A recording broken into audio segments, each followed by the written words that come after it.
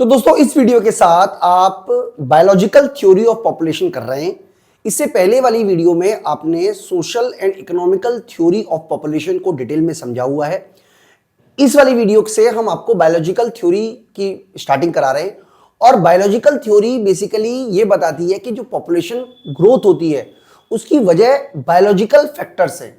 Biological theory are mainly based on biological aspect, और इसका जो मेन कंसर्न होता है वो फ्यूडेंसी और फर्टिलिटी से होता है। मैं आपको एक बार बता देता हूं फर्टिलिटी और फ्यूडेंसी का क्या डिफरेंस होता है। फर्टिलिटी का मतलब होता है कि एक महिला की जो फर्टिलिटी पावर है वो कितनी है, इसका मतलब एक्चुअल में वो कितने बच्चे पैदा करती है। जैसे मान लीजिए अगर इंडिया की बात करें तो हम इंडिया में मान लीजिए फर्टिलिटी हम बोल रहे हैं 2.1। इसका मतलब ये हुआ कि एक महिला औसतन 2.1 बच्चे पैदा करती है। लेकिन इसका मतलब होता है कैपेसिटी से। फ्यूडेंसी का मतलब कैपेसिटी। जैसे मान लीजिए जो इलाके गर्म होते हैं वहां पर महिलाओं की फ्यूडेंसी ज्यादा होती है, और जो ठंडे इलाके होते हैं वहां पे फ्यूडेंसी कम होती है। एक बायोलॉजिकल एस्पेक्ट आप कह सकते हो। फ्यूडेंसी का मतलब होता है एक्चुअली कैपेसिटी। कैपेसिटी यानी कि आपकी जो क्षमता है वो कितनी है। ठीक है, तो आप ये वर्ड याद बार बार आप याद रखिएगा। फ्यूडेंसी का मतलब है कि एक महिला कितने बच्चे पैदा कर सकती है, उसकी क्षमता। और फर्टिलिटी का मतलब है कि एक महिला औसतन कितने बच्चे पैदा कर रही है। तो जो भी पॉपुलेशन की थ्योरी बायोलॉजिकल फैक्टर से आप पढ़ोगे उसमें फ्यूडेंसी और फर्टिलिटी को डिफरेंट फैक्टर इंफ्लुएंस करते हैं। कौन कौन से फैक्टर इंफ्लुएंस करते हैं उसके बेस पर ये जो थ्योरीज है वो हम डिस्कस करने वाले हैं आपसे। मैं आपको ये भी बता देता हूं कि केवल ये 6 थ्योरी नहीं है, और भी थ्योरी है, लेकिन मोस्टली ये 6 थ्योरी से रिलेटेड जो इंपॉर्टेंट थ्योरी है वो हम सारी की सारी कवर कर रहे हैं। तो पहले वाली वीडियो में हम आपको ये 3 थ्योरी को कवर करेंगे, और अगली वीडियो में हम आपको ये वाली थ्योरी शुरू करेंगे। तो अब हम चलिए स्टार्ट करते हैं अपनी जो थ्योरी है बायोलॉजिकल थ्योरी ऑफ पॉपुलेशन। सबसे पहले मैं आपको बता देता हूं कि मिचेल थॉमस सैडलर की जो डेंसिटी थ्योरी है, कई बुक में आपको वो डेस्टिनी थ्योरी पढ़ा लिखी हुई है, लेकिन वो डेंसिटी थ्योरी ही है। और ये जो है ये सोशलिस्ट थे, रिफॉर्मर रहे ब्रिटिश के, इकोनॉमिस्ट हैं, और ये माल्थस के कंटेम्प्रेरी माने जाते हैं। इसीलिए इनकी जो थ्योरी है ये माल्थस की थ्योरी को एक तरीके से क्रिटिसाइज करती है। और इनकी जो बुक लिखी थी, जिस बुक में उन्होंने अपने आइडियाज लिखे हैं पॉपुलेशन से रिलेटेड, उस बुक का नाम है द लॉ ऑफ पॉपुलेशन। तो सैडलर का ये मानना था कि जिस तरीके से एनिमल ग्रो करते हैं, जिस तरीके से प्लांट ग्रो करते हैं, उसी रूल पर, उसी थंब रूल पर जो ह्यूमन पॉपुलेशन है उनकी पॉपुलेशन भी ग्रो करती है। यानी कि कोई अलग से थ्योरी नहीं है लोगों की जो अलग से थ्योरी हो। जिस तरीके से जानवर अपने आप को ग्रो कर लेते हैं, जिस तरीके से प्लांट अपने आप को ग्रो कर लेते हैं, उसी तरीके से जो लॉ है, सेम लॉ के थ्रू ही पॉपुलेशन, ह्यूमन पॉपुलेशन भी बढ़ती है। उन्होंने सबसे पहले जो फ्यूडेंसी है उसके बारे में बताया, और बताया कि जो जब लोग एक साथ रहना शुरू कर देते हैं, इकट्ठे रहते हैं, तो जो उनकी फ्यूडेंसी है, फ्यूडेंसी का मतलब है बच्चे पैदा करने की क्षमता। इसमें इनवर्स रिलेशन है, यानी कि जब लोग इकट्ठे साथ में रहेंगे तो उनकी जो फ्यूडेंसी है उसमें कमी देखने को मिलती है। और जो फर्टिलिटी है, रेट है, वो डिक्रीज करता है with increase in density of population. देखिए ये उनकी थ्योरी का जो बेस है वो ये वाला है। उनकी थ्योरी ये मानती है कि जो फर्टिलिटी रेट है वो डिक्रीज करता है with increase in density of population. यानी कि जैसे जैसे डेंसिटी, सघनता, जनसंख्या की सघनता बढ़ती है, वैसे वैसे पॉपुलेशन जब एक साथ रहना शुरू कर देती है, वैसे वैसे ही जो फर्टिलिटी रेट है उसमें कमी देखने को मिलती है। तो उसके पीछे क्या लॉजिक दिया उन्होंने वो हम आगे देख लेते हैं। उनका कहना था कि जो एग्रीकल्चर बेस्ड कंट्री है, एग्रीकल्चर बेस्ड कंट्री में पॉपुलेशन जो है वो काफी कम मतलब एक तरीके से डेंसिटी काफी कम होती है। Density of population is low. तो कहां पे बोला उन्होंने कि एग्रीकल्चर बेस्ड कंट्री पे, क्योंकि डेंसिटी ऑफ पॉपुलेशन कम होती है इसलिए वहां पर फर्टिलिटी रेट ज्यादा होता है। क्यों ज्यादा होता है? क्योंकि ऐसे लोग ज्यादा हार्डवर्क करते हैं, और ज्यादा हार्डवर्क करने की वजह से उनके पास बच्चे पैदा करने की जो क्षमता होती है वो ज्यादा होती है। मतलब उन्होंने इसको क्या बोला कि जहां पर एग्रीकल्चर होगा वहां पर लोग ज्यादा काम करेंगे, ज्यादा उनके पास काम करने की एबिलिटी होगी, ज्यादा क्षमता होगी, ज्यादा वो हार्ड वर्क करेंगे, तो इसका मतलब है कि उनके पास ज्यादा बच्चा पैदा कर पाएंगे। इतनी सी बात उन्होंने कही। साथ ही साथ कहा कि जहां पे इंडस्ट्रियलाइजेशन हो जाता है वहां पर डेंसिटी बहुत ज्यादा होती है, लोगों पे काम करने का स्ट्रेस बहुत ज्यादा होता है, सोशल इकोनॉमिकल ऐसी कंडीशन होती है, भाई वाइफ को ऑफिस जाना है, हस्बैंड को ऑफिस जाना है, दोनों को ऑफिस जाना है, तो बच्चे को संभालेगा कौन, इस तरीके की कंडीशन हो जाती है, खासतौर पे जहां पर जो इंडस्ट्रियलाइज इकोनॉमी है, जहां पर पॉपुलेशन की डेंसिटी बहुत ज्यादा होती है, तो इसीलिए ऐसी जगह पर फर्टिलिटी काफी कम होती है। तो सेडल ने इसके अलावा माल्थस की इस थ्योरी को भी क्रिटिसाइज किया, जिसमें उन्होंने कहा कि भाई जो पॉपुलेशन है वो अर्थमेटिकल वो ज्योमेट्रिक तरीके से बढ़ती है, और जो फूड ग्रेन है वो अर्थमेटिकल तरीके से बढ़ता है, जिसकी वजह से पॉजिटिव चेक आएंगे। इस बात की, माल्थस की इस पूरी की पूरी थ्योरी की सैडलर ने बहुत कड़ी तरीके से आलोचना की, और उन्होंने कहा कि जिस तरीके से माल्थस ने बताया है कि फूड सप्लाई अर्थमेटिकल तरीके से बढ़ती है और पॉपुलेशन जो है वो ज्योमेट्रिक तरीके से बढ़ती है, मतलब माल्थस का कहना था कि पॉपुलेशन तो ऐसे बढ़ती है 1 की 2 4 8 16, और जो फूड ग्रेन है वो इस तरीके से बढ़ता है। इस तरीके की बात से जो आपके कह सकते हो वो मतलब जो सैडलर है वो सहमत नहीं थे। According to Sadler, such an increase in population and food supply is mathematically term just cannot happen because due to population increase, density increase and capacity to produce children goes down and fertility rate decline। यानी कि जैसे ही population बढ़ती है density बढ़ती है, density बढ़ने से लोगों के बच्चा पैदा करने की जो कैपेसिटी है वो कम हो जाती है, और जिसकी वजह से फर्टिलिटी रेट में कमी देखने को मिलती है। यानी कि जो माल्थस ने कहा कि बच्चे इस तरीके से बढ़ेंगे, ऐसा नहीं होता, क्योंकि जब बच्चे बढ़ना शुरू होते हैं, जब पॉपुलेशन बढ़ना शुरू होती है, तो वहां पर ऐसा देखने को मिलता है कि जो डेंसिटी है वो बढ़ जाती है, और डेंसिटी बढ़ने की वजह से जो फर्टिलिटी रेट है वो कम हो जाती है। तो पॉपुलेशन की जो थ्योरी है उसको इन्होंने इग्नोर कर दिया, और उनका ये मानना था कि पॉपुलेशन अपने आप में एडजस्ट कर लेती है, किसी भी तरीके का पॉजिटिव चेक या प्रिवेंटिव चेक करने की कोई जरूरत नहीं है। यानी कि उन्होंने पॉजिटिव चेक और प्रिवेंटिव चेक दोनों को ही, जो माल्थस ने सजेशन दिया था, उनको इग्नोर कर दिया। उनका मानना था कि he believed that if the fertility rate of population increase, people will be able to produce food according to their need। यानी कि जब जनसंख्या बढ़ती है तो लोग ज्यादा प्रोडक्शन करेंगे, क्योंकि भैया जितनी भी जनसंख्या होगी, लोगों को उनको खाना तो खिलाना ही है, भोजन तो देना ही है, आवश्यकता की पूर्ति तो करनी है। यानी कि उनकी आवश्यकता की पूर्ति के लिए ज्यादा जनसंख्या को मतलब एक तरीके से भोजन कराया जाएगा। And the food supply, the population will be adjusted to each other. यहां पे लिखा हुआ है, Sadler also believe that when the density of population increase, unhealthy atmosphere also increase। यानी कि लोग बीमार पड़ेंगे, हेल्थ इश्यूज आएंगे। भाई जब जनसंख्या बढ़ेगी तो क्या होगा, डेंसिटी बढ़ेगी तो जो मतलब एक गंदगी फैलेगी, एटमॉस्फेयर खराब होगा, बीमारियां फैलेंगी, लोग मरेंगे। जब लोग ज्यादा मरेंगे तो ज्यादा बच्चे पैदा करेंगे, और अगर कोई कंडीशन ऐसी होती है जहां पर लोग कम मर रहे हैं तो कम बच्चे पैदा करेंगे। यानी कि जितनी ज्यादा डेथ होगी उतने ही ज्यादा बच्चे पैदा होंगे, और जितनी कम डेथ होगी उतने ही कम बच्चे पैदा होंगे। ऐसा मानना था सैडलर का। तो दोस्तों यहां पे इसका मतलब है कि एक तरीके से this happen to compensate for the loss of population, and if death rate is low, the birth rate is also down। तो दोस्तों सैडलर की जो थ्योरी, अगर हम उसको कंक्लूड करें, तो सैडलर का यह मानना था कि जो डेंसिटी है, जनसंख्या की सघनता, मतलब कितने लोग एक इलाके में रह रहे हैं, इस पर डिसाइड होता है कि पॉपुलेशन कितनी होगी। यानी कि अगर डेंसिटी ज्यादा है तो बर्थ रेट कम होगा, और डेंसिटी अगर कम है तो बर्थ रेट ज्यादा होगा। ऐसा मानना था सैडलर का। तो मैं उम्मीद करता हूं कि आपको सैडलर की जो थ्योरी है वो समझ में आ गई होगी। इस वीडियो में इतना ही, थैंक यू दोस्तों। इस वीडियो में हम बात करेंगे Thomas Doubleday's diet theory of population की। तो थॉमस डबलडेज ने ये बताया कि किस तरीके से डाइट जो है वो पॉपुलेशन पे डिपेंड करती है। देखिए, आप समझने की कोशिश कीजिएगा, ये थ्योरीज जिस समय डेवलप हो रही थी उस समय ऐसा देखने को मिला कि कुछ ग्रुप ऑफ पीपल्स में पॉपुलेशन रेट कम है, जबकि कुछ लोगों के बीच में पॉपुलेशन बहुत ज़्यादा है। आज तो आप बहुत आसानी से कह सकते हो कि जहाँ पर इनकम का लेवल ज़्यादा है, they are more aware about health, उनके पास एजुकेशन भी ज़्यादा है, तो डेफिनेटली वो कम बच्चे पैदा करेंगे। लेकिन उस ज़माने में जब ये थ्योरी डेवलप हो रही थी, उस ज़माने में इतना ऑब्जर्वेशन शायद नहीं वो हो पाया होगा। इसीलिए इस तरीके की जो थ्योरी बनी, जिसमें पॉपुलेशन को डाइट से जोड़ा गया। तो इस थ्योरी के बारे में मैं आपको समझाऊं उससे पहले आपको यह भी बता देता हूं कि हम इकोनॉमिक्स से रिलेटेड बहुत सारे कोर्सेज अपनी एप्लीकेशन महाविद्या इकोनॉमिक्स स्कूल के माध्यम से प्रोवाइड करा रहे हैं। तो आप हमारी एप्लीकेशन महाविद्या इकोनॉमिक्स स्कूल जरूर डाउनलोड कर लें ताकि आपको हमारी सभी वीडियो सिस्टमेटिकल तरीके से मिलती रहें। तो यहां पे हम बात करेंगे थॉमस डबलडेज डाइट थ्योरी के बारे में। तो थॉमस डबलडेज एक सोशल फिलोसफर सोशल रहे हैं, इसके अलावा ब्रिटिश इकोनॉमिक्स रहे हैं। ये इनकी एक बुक थी जिसका नाम था ट्रू लॉ ऑफ पॉपुलेशन।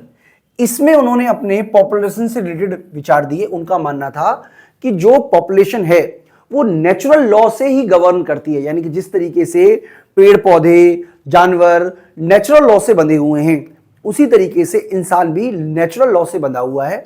और जो ग्रोथ होती है पॉपुलेशन की वो नेचुरल लॉ से ही होती है, यानी कि जिस तरीके से पेड़ पौधे अपने आप में पैदा करते हैं, आप पेड़ को कहीं पे भी उगा दीजिए वो अपने आप बड़ा हो जाएगा। जानवरों को छोड़ दीजिए, कुछ ही दिनों में वो जानवर अपने आप को खूब बड़ा कर लेंगे। इसी तरीके से इंसान भी नेचुरल लॉ से बंधे हुए हैं, वो अपने आप को आगे बढ़ा ही लेंगे बिना किसी प्रेशर के। उनका मानना था कि जो रेट ऑफ पॉपुलेशन इंक्रीज हो रही है विल बी लेस। कहां पे लेस होती है? जहां पे क्वांटिटी ऑफ फूड जो है वो बहुत ज्यादा अवेलेबल है, यानी कि ऐसे लोगों में जहां पर क्वांटिटी ऑफ फूड अवेलेबल है वहां पर पॉपुलेशन ग्रोथ कम होती है, और जहां पर फूड अवेलेबिलिटी काफी कम है वहां पर पॉपुलेशन ग्रोथ रेट ज्यादा होती है। यानी कि उनका यह मानना था कि there is a inverse relation between increase in population and food supply. यानी कि यह बात आपको याद रखनी है। डबलडेज ने क्या माना कि जो पॉपुलेशन इंक्रीज हो रही है और फूड की सप्लाई इंक्रीज हो रही है उनके बीच में नेगेटिव रिलेशन है, यानी कि जिस इलाके में जिन लोगों के बीच में जहां पर फूड आसानी से उपलब्ध है वहां पर पॉपुलेशन जो है वो कम होगी, और जिस जगह पर फूड ग्रेन अवेलेबल नहीं है वहां पर पॉपुलेशन रेट ज्यादा होगी।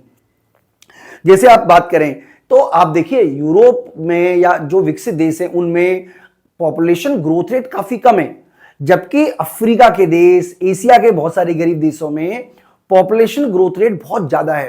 तो इसकी वजह उन्होंने फूड ग्रेन से जोड़ दी। उन्होंने कहा कि भाई जहां पर आसानी से फूड उपलब्ध है, अच्छा फूड उपलब्ध है, वहां पर पॉपुलेशन ग्रोथ रेट कम होती है, और जहां पर फूड अवेलेबल नहीं है वहां पर पॉपुलेशन ग्रोथ रेट ज्यादा होती है। तो उन्होंने दो तरीके के स्टेजेस बताई। एक है पैथोलॉजिक स्टेज, यानी कि एक ऐसी स्टेज जहां पर फूड सप्लाई सफिशिएंट है जिसकी वजह से जो फर्टिलिटी है वो लो हो गई, और दूसरी स्टेज उन्होंने बोली दूसरी है डी पैथोलॉजिक स्टेज, यानी कि एक ऐसी स्टेज जहां पे फूड शॉर्टेज है। देखिए आप सिंपल समझ लीजिए, दो स्टेज उन्होंने बताई। एक स्टेज जहां पे फूड शॉर्टेज है वहां पर आप देखिए बहुत सारे बच्चे पैदा होंगे, और जहां पे फूड सफिशिएंट उपलब्ध है वहां पे कम बच्चे पैदा होंगे। ऐसा मानना था डंबलडेज का। तो थॉमस डंबलडेज की इस थ्योरी को हम यहां पे भी बता रहे हैं कि इसका जो समरी है एक तरीके से आप ये कह सकते हो, the increase in population and food supply are inversely related. ये हमने आपको बता ही दिया। Doubleday's also mention two stages influence the food supply, जिसके बारे में हमने आपसे डिस्कस किया। पहली है low fertility in a condition of excess food supply, यानी कि ऐसी कंडीशन जहां पे एक्सेस फूड सप्लाई होगी वहां पर लो फर्टिलिटी होगी, और ऐसी कंडीशन जहां पे फूड शॉर्टेज होगा वहां पे लो फर्टिलिटी ऐसी कंडीशन में आपको एक तरीके से कह सकते हो हाई फर्टिलिटी, यहां पे लो की जगह हाई होना चाहिए, high fertility in the state of food shortage, यानी कि जहां पे फूड शॉर्टेज होगी वहां पर फर्टिलिटी हाई होगी, और जहां पे फूड सरप्लस में होगा वहां पे फर्टिलिटी कम होगी। ऐसा मानना था डंबलडेज का। इवन उनका तो यह भी मानना था कि जिस तरीके से प्लांट और एनिमल इंक्रीज करते हैं, अब देखिए किसी भी प्लांट को आप ज्यादा मात्रा में उर्वरक डाल दोगे, ज्यादा मात्रा में फर्टिलाइज कर दोगे, ज्यादा मात्रा में उसको पोषक तत्व दे दोगे, पानी डाल दोगे ज्यादा, तो वो ग्रो नहीं करेगा। इसी तरीके से इंसान भी ज्यादा एक तरीके से खा खा के फैटी हो जाता है तो उसके बच्चे पैदा कम होते हैं। इस तरीके का मानना था डंबलडेज का। इसके अलावा डंबलडेज ने यह भी माना कि जो एक तरीके से जो वेजिटेबल खाते हैं, जो चावल खाते हैं, उनके यहाँ पे बच्चे जो होते हैं वो ज्यादा पैदा होते हैं, जबकि जो नॉन वेज खाते हैं और जो इनके पास में एक तरीके से आप कह सकते हो कि ज्यादा न्यूट्रिशन फूड मिल रहा है वहां पे बच्चे कम पैदा होते हैं। देखिए अगर आप सही तरीके से उनकी थ्योरी समझने की कोशिश करो, हालांकि ये थ्योरी आज की डेट में कितनी रिलेवेंट है, ज्यादा रिलेवेंट है नहीं, लेकिन आप ठीक तरीके से समझो तो ये भी काफी कुछ इनकम पे डिपेंड कर रहा है, क्योंकि फूड में जो नॉनवेज है वो वही लोग खा पा रहे होंगे जो रिच होंगे। तो अल्टीमेटली बात वही है कि रिच लोगों के पास में कम बच्चे हो रहे हैं, पुअर लोगों के पास ज़्यादा बच्चे हो रहे हैं। समझाने का तरीका उन्होंने डाइट से जोड़ दिया कि जिसके पास अच्छा भोजन है वो खा रहा है, मोटा हो रहा है और बच्चे कम पैदा कर पा रहा है। जिसके पास भोजन नहीं है उसके पास एनर्जी बहुत लेवल है, एनर्जी ज़्यादा होने की वजह से वो ज़्यादा एक तरीके से आप कह सकते हो कि बच्चे पैदा करने की एक्टिविटीज में इन्वॉल्व हो रहा है और ज्यादा बच्चे पैदा कर रहा है। इस तरीके का मानना था डम्बलडेज का। इसके अलावा उन्होंने 3 ग्रुप ऑफ सोसाइटी बताई। पहला ग्रुप है the first group include those who are state of affluence and well supplied with luxuries, यानी कि पर्याप्त मात्रा में उनके पास भोजन है, लग्जरीज अवेलेबल है।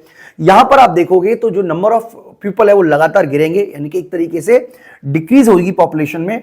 दूसरी स्टेज वो होगी जहां पर लोगों के पास कुछ भी नहीं है, फूड सप्लाई भी नहीं है, खाना भी नहीं है, भोजन भी नहीं है, और यहां पे जो पॉपुलेशन है वो तेजी से इंक्रीज होगी। तीसरे ग्रुप वो है जो बीच के लोगों में आते हैं, यानी कि इन लोगों में पॉपुलेशन जो है वो एवरेजली स्टेबल हो जाएगी। इस तरीके से उन्होंने 3 ग्रुपों में पॉपुलेशन को बांटा। एक ग्रुप वो जहां पर लोगों के पास सफिशिएंट लग्जरी है, सफिशिएंट फूड ग्रेन है, ऐसे लोगों में पॉपुलेशन की जो ग्रोथ रेट है वो बढ़ती नहीं है बल्कि डिक्लाइन करना शुरू कर देती है, यानी कि their number of are state of consistent decrease. तो ये आपकी पहली स्टेज हो गई जहां पे पर्याप्त मात्रा में फूड है। दूसरा जहां पे फूड की शॉर्टेज है, इनकी पॉपुलेशन बहुत तेजी से बढ़ती है और ऐसे लोग गरीब जो हैं वो ज्यादा बच्चे पैदा करेंगे और लगातार आप देखोगे तो लगातार गरीबों की संख्या लगातार बढ़ती चली जाएगी। और तीसरे ग्रुप में वो लोग आएंगे जो इन दोनों के बीच में आते हैं, मीन ऑफ टू अपोजिट्स, यानी कि इन दो ग्रुप के जो मीन है वो इसके अंदर आएंगे और यहां पे पॉपुलेशन जो है वो एक तरीके से कांस्टेंट बनी रहती है, एवरेज इनकम ग्रुप में कांस्टेंट बनी रहती है। तो 3 तरीके के उन्होंने ग्रुप लिए। तो दोस्तों ये है डम्बलडेज की थ्योरी। बेसिकली अगर आपको कंक्लूजन निकालना हो तो कंक्लूजन क्या है? कंक्लूजन उनका ये मानना है कि भैया जिसके पास भोजन होगा, डाइट अच्छी होगी, न्यूट्रिशन अच्छा मिलेगा, पर्याप्त मात्रा में भोजन मिल रहा है, उसके पास में अपनी, अब वो ज्यादा काम कर रहा होगा डेफिनेटली तभी तो उसको पास मिल रहा है, तो उसके पास बच्चे पैदा करने का टाइम ही नहीं है और जरूरत भी नहीं है। जबकि जो गरीब लोग होते हैं जिनके पास पर्याप्त मात्रा में भोजन नहीं है, उनके पास शरीर की इच्छा की पूर्ति के लिए वो ज्यादा बच्चे पैदा करेंगे और इस तरीके से ऐसे जगह पे पॉपुलेशन जो है वो ज्यादा होगी। तो दोस्तों हो सकता है कि आपको आज ये थ्योरी इनरिलेवेंट लग रही हो, लेकिन जब ये थ्योरी आज से 100-150 साल पहले जब ये थ्योरी बनी होगी तो उस जमाने की बेस पर ये थ्योरी डेवलप होगी। आज 2024 चल रहा है, 3024 में किस तरीके का माहौल रहेगा आप नहीं कह सकते, ठीक है जी। तो अब 100 साल बाद क्या होगा या 1000 साल बाद क्या होगा, आप अभी से कैसे इसको डेमोग्राफी की थ्योरी डेवलप कर सकते हो। लेकिन आज हो सकता है आज जो आप थ्योरी बनाओ वो आज से 100 साल या 200 साल बाद रिलेवेंट आपको ना लगे। इसी तरीके से हो सकता है आपको ये थ्योरी रिलेवेंट ना लगे, लेकिन थ्योरी क्या कहना चाहती है वो मैंने आपको समझाने की पूरी कोशिश की है। तो दोस्तों इसके अंदर जितने भी फीचर्स हैं अल्टीमेटली जाके वो कहीं ना कहीं उसके क्रिटिसिज्म की वजह बन जाएंगी। जैसे हम इस थ्योरी की क्रिटिसिज्म करें तो सबसे पहला है कि observation about increase inverse relation between food supply and fertility has no rational base. अब उनका यह मानना था कि भैया जैसे जैसे फूड सप्लाई बढ़ती है और फर्टिलिटी में कमी देखने को मिलती है, लेकिन इस तरीके का कोई रैशनल बेस नहीं है। ऐसा हो सकता है कि इवन आप देखो 2 चीजें होती है, फर्टिलिटी जो रेट होता है वो डेफिनेटली अमीर लोगों के यहाँ कम होता है, लेकिन इसका यह मतलब नहीं है कि अमीरों के यहाँ बच्चे ज्यादा पैदा नहीं होते, उनके यहाँ भी पैदा होते हैं। जिसके पास ज्यादा फूड है उनके यहाँ भी ऐसा हो सकता है ज्यादा बच्चे पैदा हों। तो ये कोई रैशनल जो इनवर्स रिलेशन उन्होंने बता दिया, इसकी कोई रैशनल बेस नहीं है। मतलब कोई रैशनलिटी है क्या इसके अंदर? कोई बौद्धिक बात है कि यार ज्यादा खाना है तो कम बच्चे, कम खाना है तो ज्यादा बच्चे, ये क्या बात है? ये किसी भी तरीके से रैशनल नहीं कहा जा सकता। इसके अलावा fertility is low in a plethoric stage due to adequate supply of food and high in deplethoric state due to food shortage. इस तरीके की बातें जो उन्होंने कही है ये सही नहीं है। यानी कि उनका ये मानना कि भैया जहां पे ज्यादा फूड है, ग्रीन है, वहां पर फूड सप्लाई कम, वहां पे फर्टिलिटी कम होगी। ये क्या बात है भाई? जहां पे फूड सप्लाई का और फर्टिलिटी का कोई डायरेक्ट रिलेशन देखने को नहीं मिलता है, इनवर्स रिलेशन देखने को नहीं मिलता है। इसके अलावा rich people have less children whether the poor have more. अब देखिए ये बात भी गलत है। कई रिच लोग ऐसे भी होंगे जिनके पास ज्यादा बच्चे होंगे, कई पुअर ऐसे भी होंगे जिनके पास कम बच्चे होंगे। लेकिन ये थ्योरी जो बताती है कि रिच लोगों के पास ज्यादा कम बच्चे होते हैं, गरीब लोगों के पास ज्यादा बच्चे होते हैं, ये पूरी तरीके से सही नहीं है।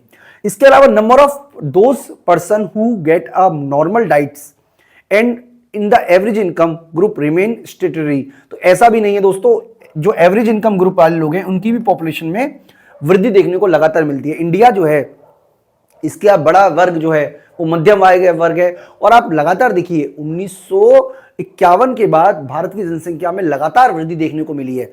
इवन 1929 के बाद से ही लगातार वृद्धि देखने को मिली है लगातार भारत की जनसंख्या में।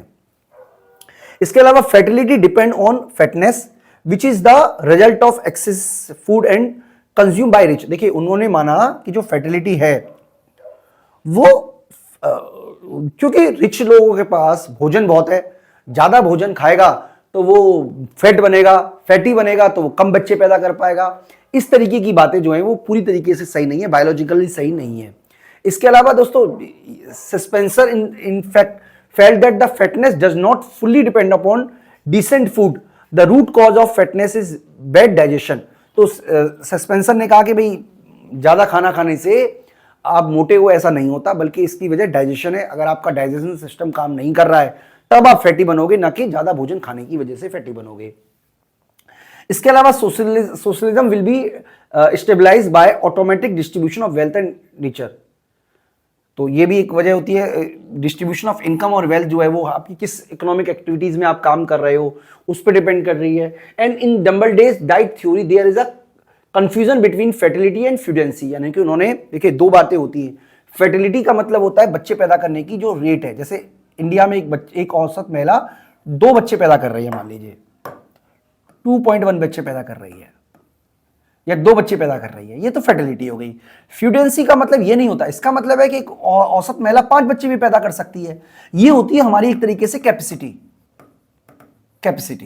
तो कैपेसिटी तो अलग होती है और फर्टिलिटी का मतलब होता है एक्चुअल में कितना बच्चे पैदा किए जा रहे हैं। तो इन दोनों के बीच में जो रिलेशन है या डिफरेंस है, डम्बलडेज इसको अलग अलग नहीं कर पाए। तो दोस्तों इस थ्योरी के माध्यम से हमने ये समझने की कोशिश की कि किस तरीके से डम्बलडेज ने अपनी पूरी की पूरी थ्योरी डेवलप की, जिसके बेस पर उन्होंने बताया कि पॉपुलेशन जो होती है वहां पर इनवर्स रिलेशन होता है डाइट का और पॉपुलेशन ग्रोथ का। तो मैं उम्मीद करता हूं कि आपको कंसेप्ट समझ में आया होगा। इस वीडियो में इतना ही, थैंक यू। तो दोस्तों अब तक आपने डम्बलडेज की जो थ्योरी है, डेमोग्राफी की जो थ्योरी है, जो कि डाइट थ्योरी है, वो पढ़ा। इसके डम्बलडेज की थ्योरी को एक्सटेंड करते हुए जो थ्योरी डेवलप की उसको बोलते हैं Castro theory of protein consumption. तो कैस्ट्रो ने भी उसी तरीके से प्रोटीन कंजम्पशन पर अपनी जो फर्टिलिटी है उसको जोड़ा। यानी कि उनका मानना था कि जिस ग्रुप में फर्टिलिटी मतलब प्रोटीन कंजम्पशन जिस ग्रुप का ज्यादा होता है उस ग्रुप में जो फर्टिलिटी होती है वो कम होती है। बिल्कुल उसी तरीके से ये थ्योरी है जिस तरीके से डम्बलडेज ने अपनी थ्योरी को डेवलप किया था। तो ज्यूस डी कास्ट्रो ने अपनी जो व्यू है, मतलब पॉपुलेशन से रिलेटेड अपने व्यू हैं, उनको जो बुक में लिखा था उसका नाम था ज्योग्राफी ऑफ हंगर। इस किताब का नाम था geography of hunger and regarding to correlation between fertility and consumption of protein. तो इसके लिए उन्होंने क्या किया, आरजे सोलंकर का एक रिसर्च की थी, रिसर्च पेपर उन्होंने छापा था जो कि रेट के ऊपर उन्होंने सर्वे किया था 1920 में। उसी पर बेस्ड उनकी पूरी की पूरी थ्योरी डेवलप की। उन्होंने रेट के ऊपर सर्वे किया। ये सर्वे जो है वो आर के सोलंकर ने किया था। तो आर के सोलंकर ने जो सर्वे किया है उसमें उन्होंने पाया कि when a quantity of protein was increase to a level of 22% to each female rat, यानी कि जब 22% उनका प्रोटीन बढ़ाया जाता है फीमेल रेट का, तो उनके यहां पर जो बर्थ रेट होती है फीमेल की वो रिड्यूस टू 30.8, यानी कि 22% प्रोटीन बढ़ाने से 13.8% जो बर्थ है वो रिड्यूस हो गया। इसके अलावा जब 10% प्रोटीन दिया जाता है तो उसके यहां पर जो मतलब एक तरीके से मतलब रिड्यूस, मतलब मैंने गलत बोला आपको, यहां से शुरू कर देंगे इसको, यहां से इसको पहले यहां से शुरू करेंगे इस वाले से कि व्हेन 10, ये नंबर 1 है, ये नंबर 2 होगा और ये नंबर 3 होगा, इस तरीके से करेंगे। इसमें कहा गया है कि when 10% protein was given to female rat, यानी कि जब 10% प्रोटीन दिया गया तो देखा गया कि एक फीमेल जो है वो 23.3 बर्थ पैदा कर रही है, यानी कि 10% प्रोटीन के बेस पर एक रेट जो है वो 23.3 बच्चे पैदा कर रहा है। और जब यही प्रोटीन की मात्रा बढ़ाकर 18% कर दी गई तो ऐसा देखने को मिला कि जो बर्थ है वो 17.4 पर आकर रह गया, यानी कि ज्यादा प्रोटीन देने से जो बर्थ है वो कम हो गया। इसी तरीके से जब 22% प्रोटीन दिया गया तो जो बर्थ है वो मात्र 13.8% रह गया, 13.8 रह गया। इसका मतलब ये हुआ कि जैसे जैसे रेट को ज्यादा प्रोटीन दिया जा रहा है उसी तरह उसके बेस पर जो फर्टिलिटी है वो रेट में कम होने को देखने को मिली है। इसी बायोलॉजिकल फैक्ट को उन्होंने अपनी थ्योरी में डेवलप किया, जिसको हम बोलते हैं protein theory of protein consumption. तो उन्होंने पाया कि through this experience Castro conclude that fatness is affected by protein consumption, यानी कि जब एक व्यक्ति ज्यादा मात्रा में कंजम्पशन करेगा प्रोटीन का तो वो फैटी होगा, और फैटी होने की वजह से उसकी जो फर्टिलिटी पावर है वो कम हो जाएगी। यानी कि affected by protein consumption, fatness increase with protein rich diet, यानी कि फैटनेस किससे बढ़ती है? प्रोटीन रिच डाइट से, और जिसकी वजह से जो फर्टिलिटी है वो कम हो जाती है। तो फर्टिलिटी कम होने की क्या वजह बताई? फर्टिलिटी कम होने की वजह जो है वो कैस्ट्रो ने बताई कि जब एक व्यक्ति ज्यादा मात्रा में प्रोटीन कंजम्पशन करेगा तो प्रोटीन कंजम्पशन करने की वजह से वो फैटी हो जाएगा, और फैटी होने की वजह से उसकी जो फर्टिलिटी है, यानी कि जो बच्चे पैदा कर रहा है वो कम हो जाएगी। This concept of Castro is like double days, जैसा कि हमने आपको बताया डबल डेज की थ्योरी से काफी कुछ एक तरीके से मिलती है। डबल डेज की थ्योरी क्या कहती है कि जिस ग्रुप में जो लोग ज्यादा फूड कंज्यूम करते हैं, ज्यादा डाइट लेते हैं, वो फैटी हो जाते हैं, और ज्यादा डाइट की वजह से, फैटी होने की वजह से वहां पर कम बच्चे पैदा होते हैं।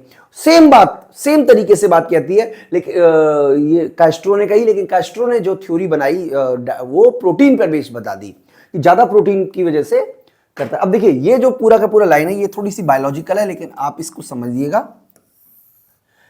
इसमें लिखा हुआ है कि जब कोई व्यक्ति ज्यादा डाइट लेगा तो डेफिनेटली उसका लीवर इफेक्टेड होगा, साथ ही साथ उसकी जो ओवरीज है वो इफेक्टेड होगी, और बेसिकली जब ज्यादा आप यूज करोगे तो आपकी जो एक्स्ट्रोजेंस, एक हार्मोन्स तरीके से आप बोल सकते हो, वो कम डेवलप होगा। तो ये बच्चे पैदा करने की मतलब एबिलिटी कम हो जाएगी। सिंपल शब्दों में ये कहने की कोशिश की जा रही है कि भैया जब आप ज्यादा प्रोटीन खाओगे तो आपके अंदर जो बच्चा पैदा करने की क्षमता है एक तरीके से वो इनएक्टिव या कम हो जाएगी। सिंपल भाषा में ये कहने का मतलब है। As a result, due to high price, क्योंकि प्राइस हाई है, and low wage, the people food intake become imbalance and they can not get enough protein content in the diet. ये पुअर लोगों की बात की जा रही है, यानी कि जैसे जैसे प्राइस बढ़ता है, वेज कम होने की वजह से जो लोग गरीब होते हैं वो बैलेंस डाइट नहीं ले सकते।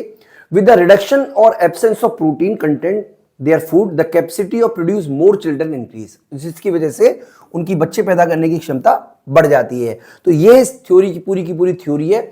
बेसिकली थ्योरी आपको इनरिलेवेंट इसलिए लग रही होगी क्योंकि देखिए ये थ्योरी बनी है 100-150 साल, 100-125 साल पहले। आज इन थ्योरी का रिलेवेंट नहीं है। उस समय लोग पता ही नहीं कर पा रहे थे कि भाई बच्चा कम क्यों पैदा हो रहे हैं उस ग्रुप में जो लोग जिनके पास सफिशिएंट फूड है। तो उन्होंने उसको जोड़ दिया, एक तरीके से आप कह सकते हो, एक तरीके से कैलोरीज से, एक तरीके से कह सकते हो, एक तरीके से आप कह सकते हो, एक तरीके से फूड सप्लीमेंट से, यानी कि प्रोटीन से जोड़ दिया। उन्होंने कहा कि भाई ज्यादा प्रोटीन कम बच्चे, कम प्रोटीन ज्यादा बच्चे। अगर आप इसको लॉजिकल देखो तो जो अमीर लोग होंगे वही ज्यादा प्रोटीन खा पा रहे होंगे, और मतलब एक तरीके से प्रोटीन कंजम्पशन थ्योरी भी वही बताती है जो इससे पहले डम्बलडेज की थ्योरी बताती थी। तो कुछ क्रिटिसिज्म भी है इसके, कुछ आलोचना तो देखिए हर थ्योरी की हम कर ही सकते हैं। High fertility has been experience in many developed country with the increasing protein in diet, यानी कि ऐसे बहुत सारे देश हैं जहां पर प्रोटीन कंजम्पशन लगातार बढ़ा है, उसके बाद भी ऐसे देशों ने जो अपनी एक तरीके से आप कह सकते हो मतलब गरीब देखी है, हाई फर्टिलिटी देखी है। इसी तरीके से scientifically it can not be prove that protein rich diet lead to lower fertility. दो बार आ गया ये, मतलब एक तरीके से किसी तरीके के साइंटिफिक प्रूवेंस नहीं की जा सकती कि भैया प्रोटीन खाने से बच्चे कम पैदा होते हैं, सॉरी फर्टिलिटी पावर कम हो जाती है। In the poor country the reason of high birth rate and poverty is imbalance food. तो दोस्तों ये भी बात आप समझ लीजिए कि इसके पुअर कंट्री में जो होता है वो ज्यादा बच्चे पैदा होते हैं, लेकिन डाइट की वजह से नहीं होते, इसकी वजह से नहीं होते। हाउएवर, मतलब इसी को आगे बोल रहे हैं। हाउएवर द बहुत सारे फैक्टर होते हैं इसके अलावा, जैसे एग्रीकल्चर बेस्ड इकोनॉमी है, सोशल वजह है, रिलीजियस वजह है, कल्चर स्ट्रक्चर इस तरीके का होता है, जॉइंट फैमिली सिस्टम होता है, मैरिज करना कंपलसरी होता है। ये सब वजह होती है किसी भी देश में पॉपुलेशन ग्रोथ की, केवल और केवल प्रोटीन कंजम्पशन जो है वो वजह नहीं होती है। इसके अलावा Castro view that with the economic development fertility can decline has been criticized. तो बच्चों कई सारे ऐसे देश भी देखने को मिले जहां पर इकोनॉमिक डेवलपमेंट के साथ साथ उन देशों ने पॉपुलेशन में ग्रोथ देखने को मिली। लेकिन हम यहाँ पे ये समझ सकते हैं कि कैस्ट्रो की थ्योरी को हमने कंप्लीट किया, जो कि बताती है कि प्रोटीन कंजम्पशन और फर्टिलिटी में इनवर्स रिलेशन है। और मैं उम्मीद करता हूं कि आपको बात समझ में आ गई होगी। अभी के लिए इतना ही, थैंक यू।